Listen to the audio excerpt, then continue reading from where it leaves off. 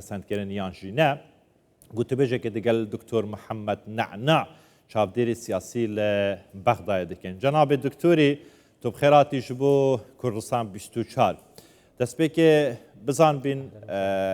پشتی ئەو هۆشداریە توندن ئەمریکا ji بۆ حکوومەتە عێراقی محەممەد شیا سوودانی یان لاانێن سیاسیین عێراقێ یعنی هەک وەسا دبینن تەخمین دکەن و ئەف پرۆژە یاسایە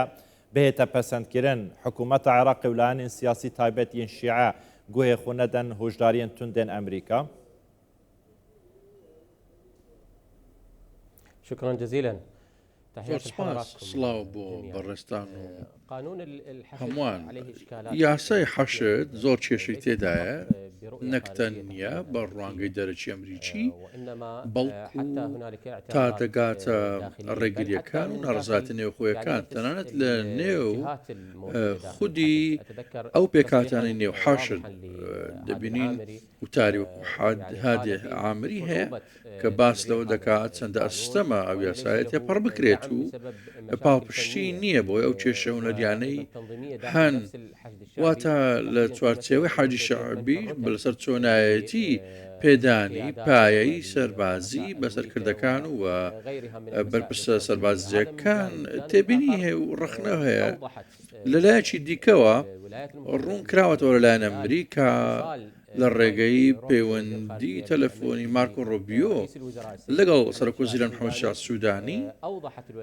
ڕوون کراوەتەوە ئەمریکا ڕوانگەی چۆنە و ڕەتکردنەوەی تەواوەتیە بۆ ئەو پرۆژێ لە 3 تا 4 ئاست ئەگەر بۆ نمونە ئەگەر یاسا تێپەڕ بێت چی بە دووادا دێت کەواتە ئەمە وا دەڕوانڕێت کە ئەمە زیان بە پەیوەندی عێراقی ئەمریکی دەگەێنێت ئەمە لە هەمان کات بەزاندنی سنوورە لەسەر ئەو پەیوەندیە نەختینەی و دراوی نێوان بەغدا و واشنگتن هەیە وێ ڕای ئەوەشی کە ئەگەر بێت و لە ئەنجومەنی نوێران تێپەڕ ئەمە ئەگەری زۆر لاوازە زۆر مشتومڕ هەڵدەگرێت. باشە توبێژی ئەگەرێکە زۆرە لاوازە ئەگەر پرسیارێکە سادە بکەین بە تێپەڕبوونا vê yasayê di çi rodetin bi têpernebûna yasayê jî li Iraqê di çi rodetin?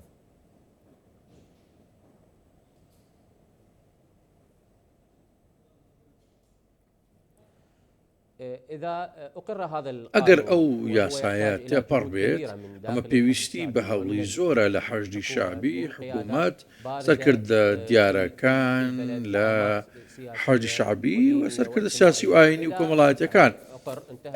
ئەگەر بابەتە کۆتایی هاتوو لە ئەنجومەنی نوێنەران تێپەڕ بێت ئەمە زیانی زۆر لە پەیوەندی نێوان عێراق و ئەمریکا دەدات ئەمریکیەکان بە بیریان دەهێنەوە بیرعێراقەکان دێننەوە کە ئەو بزاوتەی کە ئێستا لە عێراق سەرکرداتی دەکرێت ڕێکەوتنەکانی واشنگتن و عێراق لەسەر جڵەوکردنی میلیشیاکان حاجی شعبی لە چوارچێوەی دامەزراوەکانی دەوڵەت نەک زاڵ بێت هەمووی کێشی تێدەکەوێت دەبینی ئەمریکاش کاردانەوەی دەبێت واتە زیانی لە ئاستی جیاوە دەبێت لە ڕوانگە ئەمریکیەکانەوە ئەوان ڕوانگەی خوانیان ڕوون کردوتەوە ئەگەر یاساکە تێپەڕێت زۆر بنەرێنی دەشتێتەوە لەوان واشنگتن و بەغداوە ئەگەر تێپەڕ نەبێت ئەو یاسایە تەنانەت یاسای دیکەش پەیکەری حەشدی شعبی واتە دوو جۆرە پرۆژە هەیە پێدانی پایە بە ئەندام و چەکدارەکانیان و بەرپرسەکانیان چۆن بۆ نمونە بتوانن دامەزراوەکان ڕێک بێخن چۆن بەشەکانیان پایەکانیان ڕێز بکەن پایان پێبەخشن لە پەرلەمان واتە ئەگەر تێپەڕ نەبێت بە جۆرێک لە جۆرەکان بە شێوێکی بەرچاو فشارەکانی ئەمریکا کەم دەبنەوە چون لە هەمان کاتیش حکوومەت دووچاری شەرمەزارێکی بەرچاوی کۆمەڵگەی عێراقی دەکاتەوە کەواتە لەلایەن ئەمریکیەوە فشارەکان کەمتر دەبنەوە دەکرێت پەیوەندی واشنگتن و بەغدا تۆکمەتر بن بێنە ئاراوە زۆر کەمتر لەو فشارە ئێستا هەیە. باشە کاک دکتۆر تو خۆشی دەزانی و حەشدا شعبی دناوە عێراقیدا باڵادەستە ئەگەر هێزولانین سیاسی دناوە پەرلەمانی عێراقیدا لەژێر هۆشداریên tundên حەشدا شعبی گڤاشên حەشدا شعبی فشارên حەشدا شعبی ئەvê yasaya bihête derbaskirin û bihête pesendkirin يعني ويدمي هنگ تخمين دكان يعني پیش بینی دکن کو دست امریکا والا بکن امریکا گلجا دبیجیتن يعني شدبه ام وارجه يان ملكهن چکدارن حشد شعبی یان وان گروپان با آرمانج بگیرین نیما بس من اویا پشتی پسند کنا ویا سایه امریکا حشد شعبی لعراق دیکت آرمانش یان نه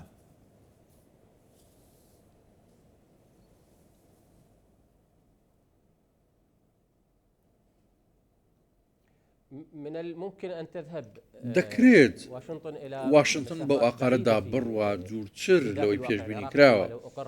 بۆن لە چوارچێوە عێراق ئەگەر قانونەکە تێپەڕ بێت چونکە ڕوانگەی ئەمریکا ئەوەیە کە حەجی شەعبی و پێکاتە میلیشیاکان و تاقبەکان نەک تەنیا کاریگەریان هەیە جڵە و باڵان بەڵکو دەوڵەتی سیبەر و دەوڵەتی هاوتای حکوومەتی عێراقن واتە ئەگەر ئەمریکیەکان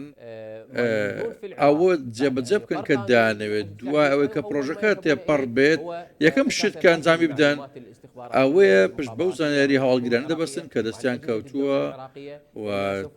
داوای زانیاری دەکەن چونکە لەو نێوانە هەمووی لە ژێر جڵەوی میلیشیا و حەشدی شەعبی دەبێت دووەمیش ئەوەیە کە تەواوی پەیوەندی دیپلۆماسی گرێ تێدەکەوێت و هەوڵیش دەدات لەو نێوانە عێراق پەیوەندەکانی دابڕژێتەوە لە هەمان کات ئەمریکیەکان زۆر بە ئاگان زۆر ئاگاداری بەردۆخی عێراقن تێدەگەن کە چۆن مامەڵەت دەکرێت و پێگە حەشدی شەعبی چۆنە کات دەستەبژێری سیاسی لە عێراق و لیستە سیاسیەکان ئێستا لە دووڕیانن واتە ئەو یاسایە ناکرێت وەکو یاساکانی تر تێپەڕ بێت وەکو باریکەسی لێبوردن و یاساکانی دیکەش ئەو یاسانە ئاسانتر بوون بڵێ ناڕەزایەتی هەبوو لە ڕووی هەرمی نێودەوڵەتی و ڕێکخراوەکان بەڵام ئەو یاسایە جیاوازە چونکە باس لە ژێرخانی دامەزراوەی عێراق دەکات ئەمریکیەکانیش باش دەزانن